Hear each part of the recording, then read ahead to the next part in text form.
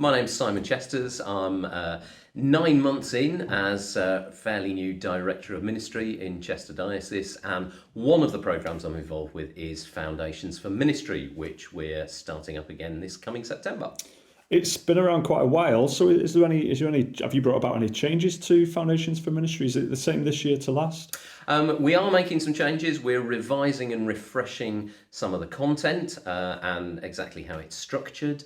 We're very aware that times are tight at the moment, and so we are changing how much it costs and how we charge for it. And also, we've made some changes as far as the assessed work element of it goes. People sometimes say, oh, I've heard about Foundations for Ministry, isn't there lots of essays to write? Now, quite a number of people find doing the assessed work on Foundations a really helpful way of developing and deepening their learning, but you don't have to do it. You can be part of the course and gain an immense amount from it without having to do the assessed work. And one of the changes we've made this year is actually to say that if you are exploring pastoral worker ministry, you no longer have to do the assessed work on Foundations for Ministry before you start training as a pastoral worker. So we've made various changes for this coming year.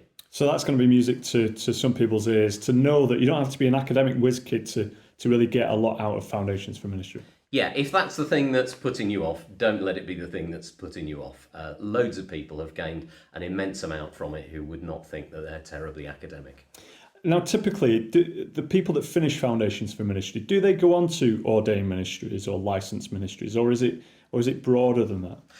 It is broader than that. It forms the first year of training for reader ministry and for pastoral worker ministry, and quite a lot of people who are now ordained ministers in this and other dioceses have done Foundations for Ministry, but more people actually go on to a much wider range of different types of ministry, and that may well be in the church, but also it's about equipping people for their calling in daily life. I remember years ago, we had somebody who came on Foundations for Ministry, and she said, I started this course thinking God was calling me to something new, like being a reader. And she said, I finished this course knowing that I already had that ministry. It's just now I think of it as my ministry as well as my job, and I feel better equipped and encouraged for living out my faith in that context. So that, as well as somebody ending up being ordained or licensed, is job done as far as Foundations is concerned. So for anyone watching this that wants to know more and wants to know how to apply to be on the course, what do they need to know?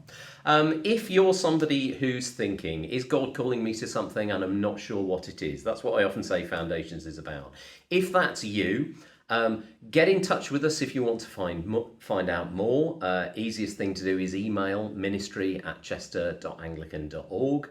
Though do also talk to your vicar or equivalent about it, because as part of the application process, we want to make sure that the local church is on board as well and is supporting you in coming on Foundations for Ministry. And if you are a minister who's watching this, if you're a vicar or a reader or a pastoral worker or similar, do be thinking, are there people in my church or churches who God might be calling them to something, and this would be a good way of exploring things. People often ask where it's running. We're hoping to run Foundations this year in 3 venues, geographically spread across the diocese, but for that we actually need people. So if you are in either of those categories, do get in touch. We'd love to hear from you.